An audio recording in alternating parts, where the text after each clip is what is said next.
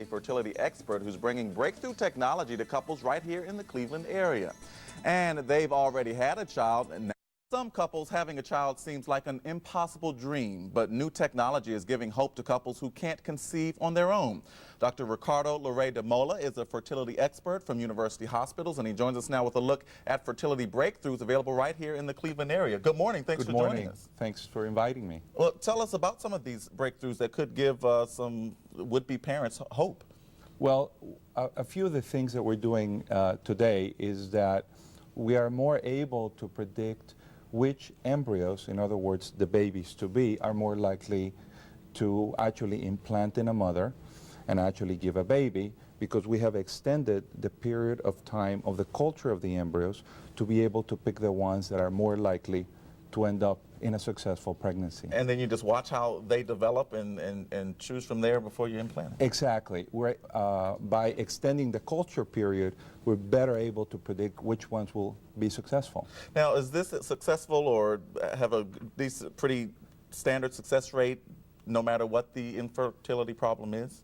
There are certain things that we're more likely to be successful at treating than others.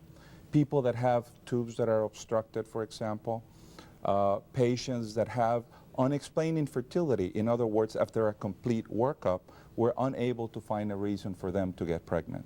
How long has this type of technology been around? I mean, we've heard of in vitro fertilization for a while, but how long has this type been around?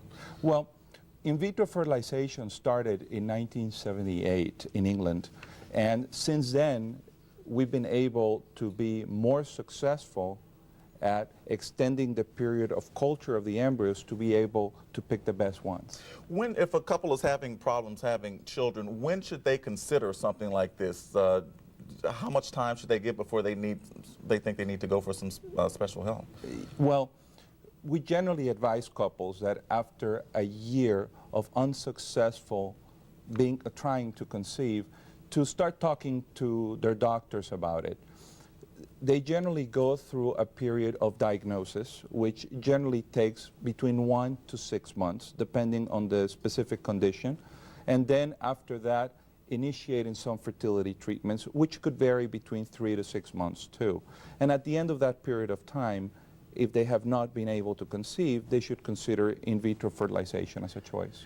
In many cases, is the problem more with the woman or with the man? Or from what I've read, it generally is pretty even as far as which side the problem is on. That's absolutely right. Basically, 50% of the problems are related to women, and the other 50% are related to men.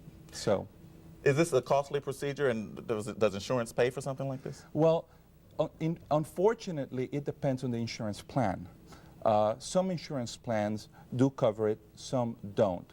In the state of Ohio, we don't have mandates for coverage, unfortunately. So it depends on the particular insurance company and the particular insurance plan that the employee belongs to. What about risk factors? Are there any risk factors involved in this? In infertility? In some of these treatments? Well, the risks are actually minimal.